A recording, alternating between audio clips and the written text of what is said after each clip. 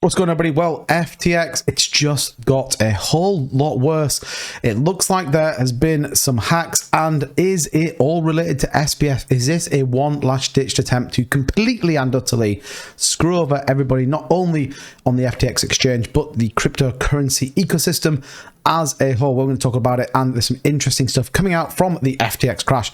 We're going to get into it, but first, do be sure to subscribe to the channel to stay up to date with everything going on in the cryptocurrency market. Also, like this video if you have enjoyed this content, and let's dive into what is going on. So taking a look, global crypto market right now took a massive dump on the back of that gigantic FTX liquidation. Now, we have seen a slight comeback in the market. You see, we bottomed out here, $748 billion, back up around 805, down 1.64%. As this continues to kind of be a mess. This is a definite mess in terms of the cryptocurrency exchanges and equally the entire ecosystem. CZ Binance came out himself and said this has put us a couple of years behind adoption for crypto. And we can see that with a number of news articles and news outlets reporting very heavily on what is going on with this. If we take a look at FTT, the native token of FTX, it looks like a really shit meme coin right now. This gigantic sell-off, and it equally is continuing to push down. We talked about this on my live stream last night. Could be a short squeeze play if you really wanted to. A lot of people wondering if it's going to be the next Terra Luna Classic. I just don't see it. It is totally different in my opinion. It is $6.9 billion in debt to come back. Yes, Terra Luna Classic crashed, but there was much more to it than this. This is a foul play at its most aggressive with FTT. So we did get this information, obviously, from the FTX group. So this was every company attached to it, 130 additional affiliated companies together as the FTX group did file for that Chapter 11 proceedings in the US.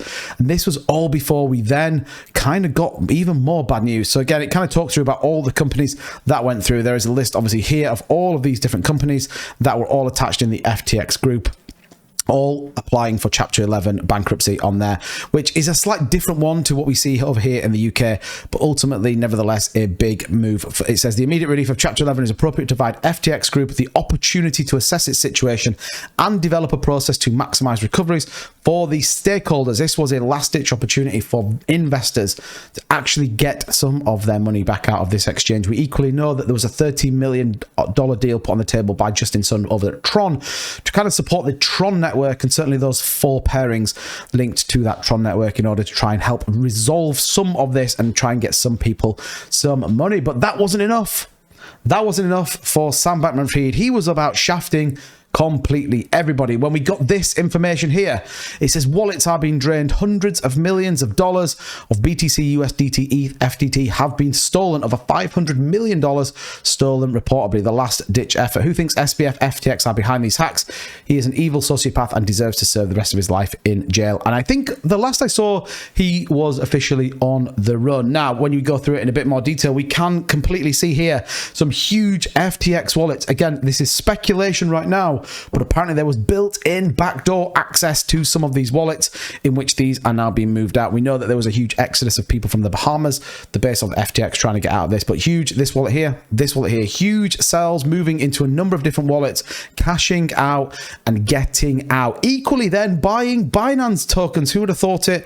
Over $17.5 million there purchased of BNB from these wallets that are moving funds out into other ones. So a complete and utter shitstorm going on, particularly with FTX. And here's the thing, a lot of people lost a significant amount of money, and what little hope, what little shred of people getting something back has been completely and utterly destroyed by hackers, in inverting commas. And it does then open the question up to how much of this is actually true, and how much of these hacks do we believe are genuine hacks and not just people making bad moves. Like I said, there is tons more to come on this. Certainly this is going to develop over time. Unfortunately, though, it does feel like anyone holding on FTX, it's kind of not worked out. It's a very disappointing, both for the entire cryptocurrency space. Again, we can see that with this global market being down, but ultimately it just sets us back in terms of adoption. And it's all down to leveraging stupid bets on crap coins and making bad decisions. Now, obviously, SBF, Sam Bankman-Fried, was depicted as